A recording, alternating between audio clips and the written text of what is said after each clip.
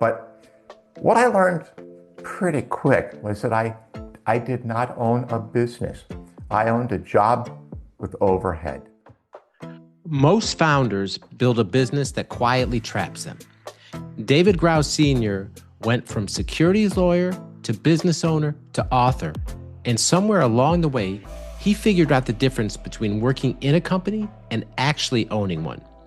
In today's episode, David unpacks his concept of the founder's treadmill, why founder dependence is unavoidable at the start, when it becomes the thing holding everything back, and what it actually takes to build a business that runs without you at the center of every decision. If you're grinding hard but feel like the business still can't survive without you, this episode is worth your time. As always, if you found value from this content, please like and subscribe. All right, David Grau Sr., welcome to Beyond Fulfillment. Thank you. Appreciate being here. Yes, sir. We're excited to have you. So, David, you are now, I'll say, semi-retired to where you had two businesses and exited those, and now you're doing what you love for a living, which is writing books. And we're going to talk about your new book that's coming out here in a few weeks. But if you could, for our audience, could you just talk about your backstory and your entrepreneurial past? Sure. Although I've returned to the Midwest a few years ago, I spent 30 years on the West Coast. Before that, my wife and I grew up in the kind of South Bend, Indiana area, high school sweethearts, fell in love, got married, and this summer will be year number 48. But along the way, graduated from Purdue University, and after that, decided to go to law school for some unknown reason. But I came out of high school and I applied for Valparaiso, Notre Dame, IUPUI, got into all three, and then the winter, I don't remember what year it was, but late 70s, early 80s, and I realized the Midwest was too cold for me. So I headed up back to the West Coast and went to law school there, came out with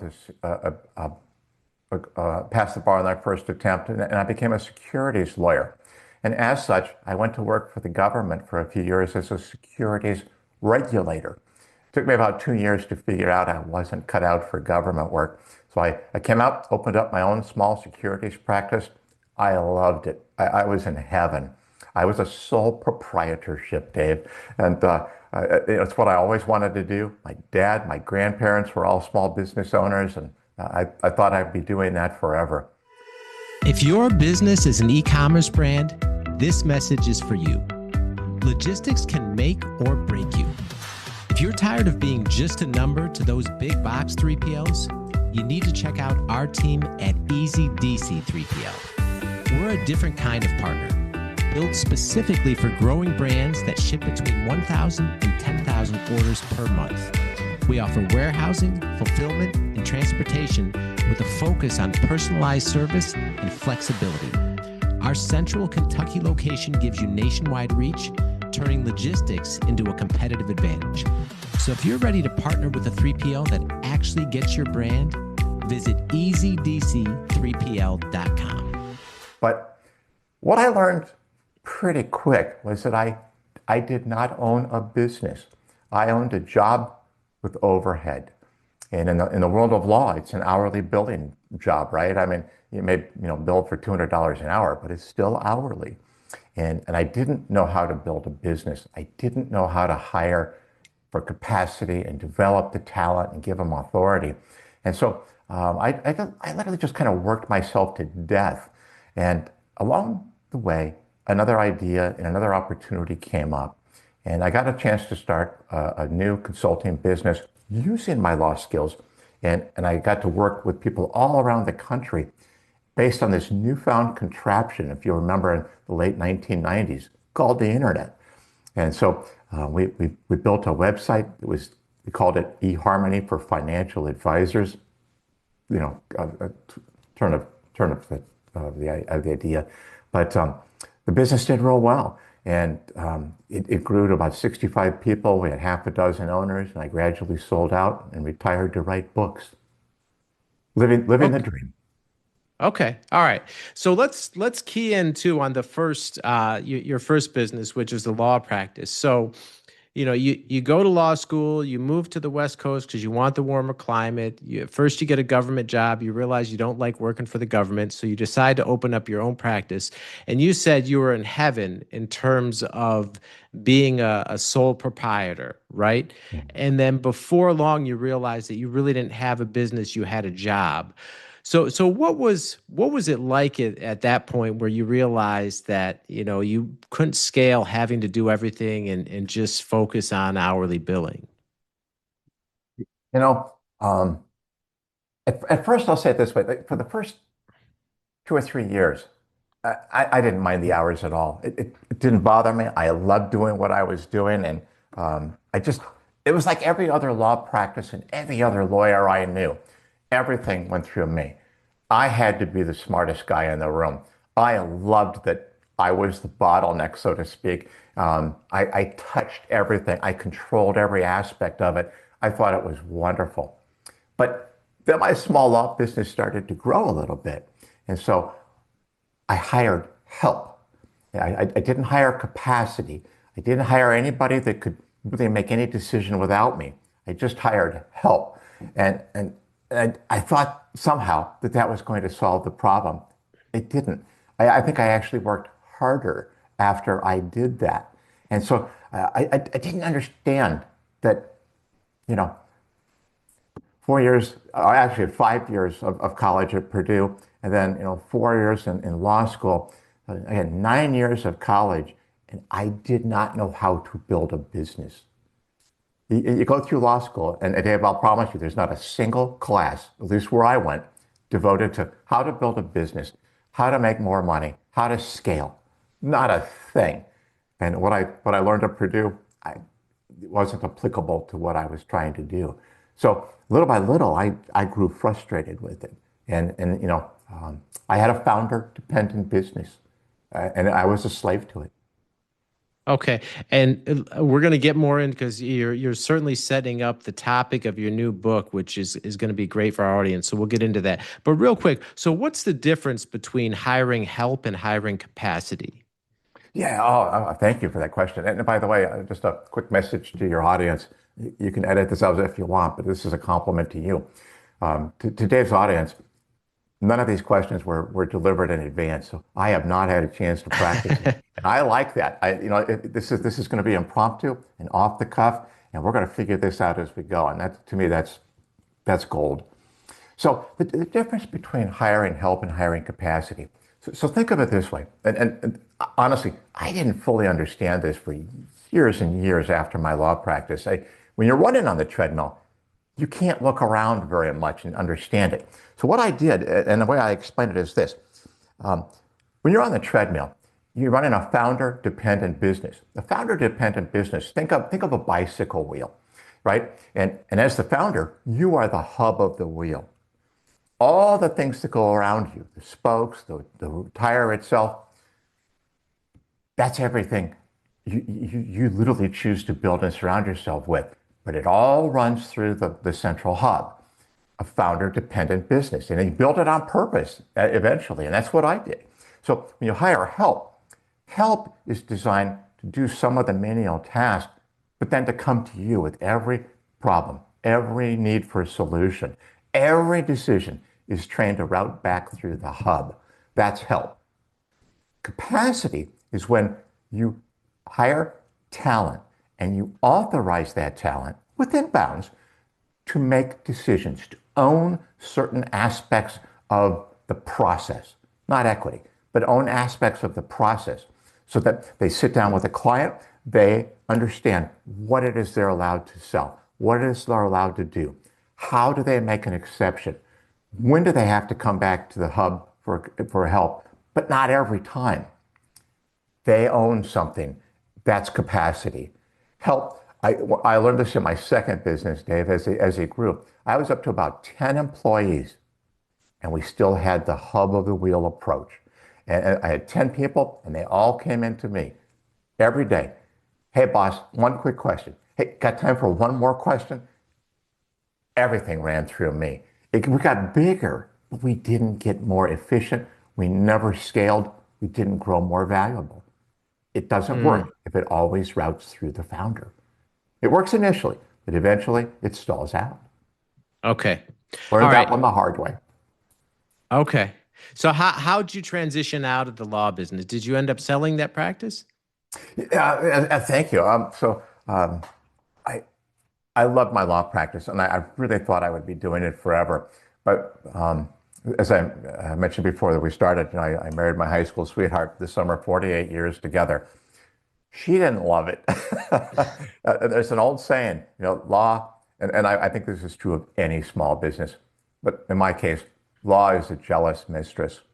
It wants all of your energy, all of your time, all of your excess capital. It just has a voracious appetite. So I did the best I could, but I'm literally, I was working 80 to 100 hours a week to keep up, and I made a good living, but there was no one else to do the work or make the decisions. So I always wanted to be a small business owner. And along the way, the internet came out. I was in the securities world.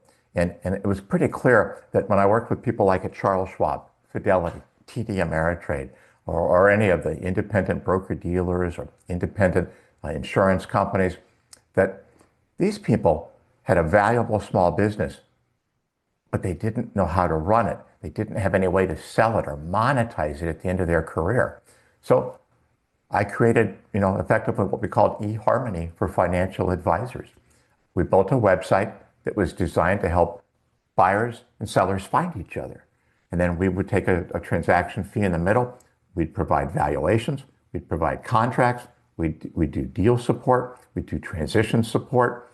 We'd help them turn that business into a multi-owner, multi-generational opportunity. And it started slowly, but it grew and it worked. It worked quite well. Eventually, it swallowed my law practice. There wasn't time for both. Okay. All right. So now you started this one right in the late 90s, kind of at the advent of the internet. So, clearly that the audience is familiar with that model today, those kind of matchmaker or aggregator type sites. But starting one way back then when the technology was nothing like it is today. I mean, what was the logistics of that business like? Uh, in a word, rough. Um, I bootstrapped the whole thing. Didn't go into debt other than maybe living off credit cards for a few years. But we opened that business up, and this sounds funny now when you look back, right? But we opened up January year 2000, and in those days, if you had anything moving or any kind of fancy logos or diagrams on your website, it literally would take about 2 minutes to load the page. So I had one helper at the time, and we both learned when a client called in and wanted to walk through the website, we would talk to them long enough for the website to load up. And so we could, move through the process with them. It was arduous. It was difficult. It broke a lot. And so it was cool to own a virtual storefront in all 50 states. That's the best thing we had going for us. I think we built a website about every 3 years, for the first 10 years. And it got better and better and faster. And we survived. We did okay. Okay. All right. And there was six founders, is that right? No, so originally we had five founders, and I was one of the five. And you look back, and I was a new young lawyer, right? You think you're a lot smarter than you are. But we had five founders, and somebody had the idea that we'd all be equal, 20% owners. Don't ever do that. That almost never works. And so little by little, as we bootstrapped this operation, we were all putting in money. I think it was like 5,000 a month. Every month is kind of seed capital, if you will. And it took a while for the business to grow and to take off, for us to learn how to build a website and how not to do it. We learned it eventually, but pretty quickly, within the first year or two, three of the other founders just got tired, and they wanted to go back to their day jobs. It sounds funny now to think back to it, Dave, but people actually believed, late 90s, early 2000s, build a website and it'll run itself. Yeah, it didn't do that. So I bought out three of the founders. That was relatively inexpensive because they wanted out. And then the last one, it cost me a lot of money to buy him out. But eventually I bought all four partners out and I was the sole owner. Again, the hub of the wheel. And initially I was happy, just a little slow to learn that when everything runs through you, you're the bottleneck. And eventually I learned that.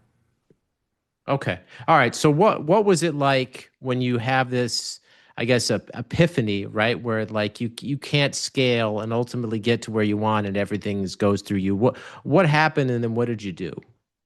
Well, let me just, be honest and humble here. I skipped a part of my story. I've been 11 years of post-high school education, and I thought I knew a whole lot more about running a business than I did. And so, Dave, on my own, I'm not sure I would have ever figured it out. That's partly why I wrote the book, The Founder's Treadmill. When you're busy running on that treadmill and surviving, making all the decisions, making everything work and make it all happen, you really don't have a chance to look around and say, hey, am I doing this right?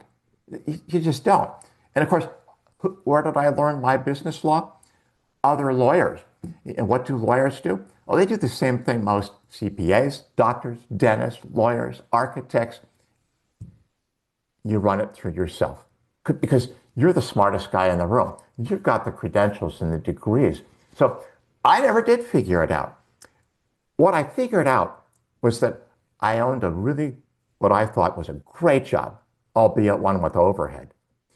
But I was working too hard, and it was really hard on family and life. And so I brought in an outside consultant, and I said, what am I doing wrong? I can't scale this thing.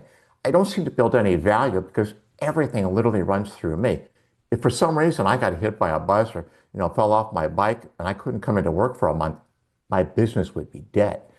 And so I brought in a consultant, and he walked around and he studied and he listened and he learned and finally one day we were sitting in my office trying to have a discussion. He was trying to tell me what I was doing wrong, and this sounds again funny in hindsight. It was pretty serious at the time. Every 5 minutes for an hour, somebody walked in my door. It was closed, but they knocked. They walk in. Sorry to interrupt. I got a really important question. Sorry to interrupt. Can I just ask one or two quick questions? Because we got a problem out here that, I can't wait for you to get done with this meeting. And after about the fourth or fifth interruption, the consultant walked over and he closed the door very hard, and he locked it. And he turned to me and he literally just blocked the door. He said, just stop it already. You're running this like it's a law firm. That's not scalable. It's not valuable. Everything cannot run through you. Let me help you. We're going to lay out a plan, and we're going to get you to the point where you own a real business, and it doesn't all need you to run. I didn't believe him, but I thought, it's got to be better than what I'm doing now. Let's try it. And we literally laid out the 15 steps that I put in the Founder's Treadmill. And I lay them out 3 upgrades, I call them, per year over 5 years. If you want to go full tilt and completely get off the treadmill, I'll show you how. What I'm explaining is what I did. What they tell you in high school, write what you know. Okay. Okay. So then this consultant took you through the process of getting off the treadmill. Yeah. And can you just run through some of those steps high level for the audience of kind of like what you did? Thank you. So again, let me say it to you this way. I took all of these 15 steps, and I'll lay out the highlights here in just a moment. But my book isn't about getting off the treadmill. That's not the right answer for everybody. For some folks, what I hope to do is to help you understand that you are on the Founder's Treadmill, that you are the hub of the wheel, and you probably are the smartest, most important person in that room. Now that you know that, let's make some decisions. One decision is, I'm just going to keep doing what I'm doing. Thank you for the information. I'm glad to have better perspective. A second pathway is, I'm going to stay on the treadmill. I like being the most important person in the room, and I want total control. but I also would like to build value and have scale and do things a little bit better and more efficiently. So I'll implement a handful of the most important upgrades. And the third choice is I want to build a real business completely start to finish. So those are all good pathways in my world and in my book. Now, here's a handful of the most important ones. First, just stop for a moment and take perspective of where you're at. What is it you want from your business? More money, more time, more value, more freedom? You want to build something that goes global and gets an IPO someday? You want something that doubles in size every 4 or 5 years. What is it you want? Get specific, write it down. Next, depending on your goals, one of the most important things a founder can do is to get the business out of their head. Again, for me, it's, get out a pen, get out a legal pad, and start writing down what only you know in terms of running your business, your expectations, what the definition of good is. Write it all out. That takes a long time. Today, you probably do it digitally, but get specific and then get it out of your head. Next, I'm a technician by trade, Dave. Law background, tax background, securities regulation background. So there's a lot of technical, explanations in the book if you want that kind of thing. But set up an entity. What kind? What kind of entity do you not want? And so I explain that, how many shares of stock, what kind of entity, tax conduit or a C corporation. You have to have a business, something that has equity in it and can help you organize the business. Third, you need a cash flow system. And I'll stop after this one and let you in the audience take a breath. But you need a cash flow system that focuses on profits, not gross revenue. What can you bring to the bottom line? How do you do it? How much do you need to bring to the bottom line? Why does it matter if it all goes home anyway? It does matter. It matters a lot. And this is where, using a cash flow system through an entity to reach your specific goals and your dreams, that's pretty much year one. Okay. All right. And so those, like you said, that's a handful of them, some of the most important, and there's numerous more. But so you went full tilt and you implemented all of these over a number of years. And then Yeah. what was the result? When I retired, we had 65 people, 6 of whom were owners. And honestly, literally, I did eventually leave that business completely, and it continued on just fine. I was off the treadmill. I was not the hub of the wheel anymore, and neither was anybody else. We created a real business, and we hired great people, and we gave them authority. We developed capacity, and I mean, we literally just grew and grew and grew. That business doubled in size about every 3 years, and I didn't work any harder. In fact, there came a point there in the last 4 or 5 years, and with COVID helping me along, I didn't even go into the office anymore. I wasn't absentee, but the business didn't need me to make decisions every day. We had a great team. We built a Wow. business. Okay. All right. And then so since then, you've now retired and you're doing what you truly love, which is writing. Yeah. And you've alluded to it many times here, but so talk about your new book coming out, which is The Founder's Treadmill. Like, why did you write that book? I think like many writers, or at least nonfiction writers, I wanted to make a difference. I said earlier, all of my high school and college English professors always said, if you're going to write what you know. Make a difference that way. And so the Founder's Treadmill is literally what I learned and what I know, aided by a little bit of perspective. As I get to my late 60s here and have a chance to look around, I think if I'd have written this book 15, 20 years ago, I'd have said, you all need to get off the treadmill at some point. Follow me. Today, I'd like to think I've grown up enough, and matured enough, and I'm wise enough to say, you don't have to get off the treadmill. There's a lot of folks out there that love being on that treadmill. It's what they get their identity from. It's the control they've always dreamed about, and they make just enough money to, they're happy. Then don't change it. But another path is, the founder's treadmill is not a bad thing. It's it depends on what you want. And so I wrote the book to help people understand that they have choices. But Dave, I also, made it a point to stress, and what I think a lot of your listeners and what I hope a lot of my readers come to realize, their small business, it's not a hobby.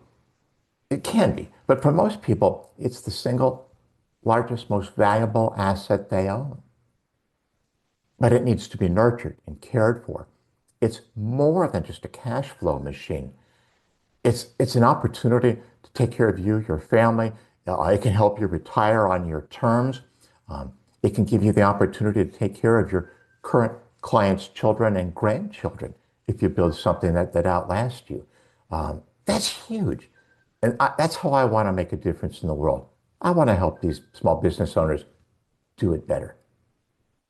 And so you've been working with many of them as well throughout your post career. Let me just ask, why do you think so many people, so many entrepreneurs have a problem getting off the treadmill? Oh, yeah, and the great question. And they do have a problem. First, they don't realize they're on it. They don't really realize that being the hub of the wheel is the system. Because early on, it solves a whole bunch of problems. If you're bootstrapping a small business, you've got to be the hub of the wheel. That's what makes it work. And that's what I learned. There was no better way to do it. What I didn't understand and realize, and what I hope my book helps people understand, is you can't be this hub of the wheel forever. If you are, then you just own a job with overhead. If you want to build a business, eventually you have to transition off the treadmill or run smarter on the treadmill and build scale, build profitability. You've got to develop growth engines. You've got to give up some of the authority and the decision-making capacity. It's just a normal, natural part of the business. But it also means you've got to change the systems. You can't be the hub of the wheel forever. And that's hard because it works initially. It can't work forever. It doesn't. Mm. Okay. And that's the point I really, tried to make in the opening chapters of the book. And I made it by telling my story. Eventually, you just run out of gas. Ah, okay. And David, when you look at your journey, right, and especially with the perspective being in your 60s now, when you look at how you became an entrepreneur, the couple businesses you had, the success with the scaling and the exit, and now you're doing what you love in terms of writing. Looking back at this whole journey, what's been the best part of it for you? Ah, well, I'm going to wake up at 3 a.m. this morning and think of the other answer I wanted to give you. But uh, off the cuff, I, my wife laughs, and as we think back to my time at Purdue and then in law school, if I could have, I'd still be in college. I love education. To this day, I spend an hour or two every day learning something new. It's just what keeps me alive. And so hiring that consultant and learning how to run a business successfully, to go from the hub of the wheel to a business that, literally didn't need me anymore. But while it kept growing and doubling in size, what was a feeling of tremendous accomplishment. I helped 65 people pay their mortgages every month. I built a business that's going to be around, I think, 30, 40 years from now that changed the lives of just about every independent financial advisor in this country. We gave them better value. We gave them a way to realize value. I made a difference. That feels pretty Yeah, good. doesn't get any better. And if I'd have stayed the hub of the wheel, I might have made a little difference, but I wouldn't have made the national difference that we eventually did as a team. We had a lot of smart people working there, Dave, and the ability to hire them and hang on to them and empower them. That came with learning how to build a business. Wasn't about me. That's hard to Mm. say, even today. All right. And David, if people want to get your new book, The Founder's Treadmill, or learn more about the other work that you do, what's the best way people can reach out to you online? But probably the easiest way and the best way, just go through my author's site, www.davidgrausr.com. And I've got 4 books that I've written in the last 4 years. You can buy them directly through me. You can go through Amazon, but you can also, read and learn. I've got a blog post up there. If you have questions, you can subscribe for a 30-minute consultation and no cost. We'll have a Zoom call just like this and talk about you and your treadmill and see if there's some way that I can help. I'm a force of one. I don't have a business here to sell anybody. I just want to make a difference and help people. And so if you think I can, come visit me on my website and sign up for my newsletter. Almost everything's free. Okay, love that. All right, well, David, thank you so much for taking the time to be here and sharing all this incredible wisdom from your journey with our listeners. We greatly appreciate Dave, it. thanks for having me. Take care.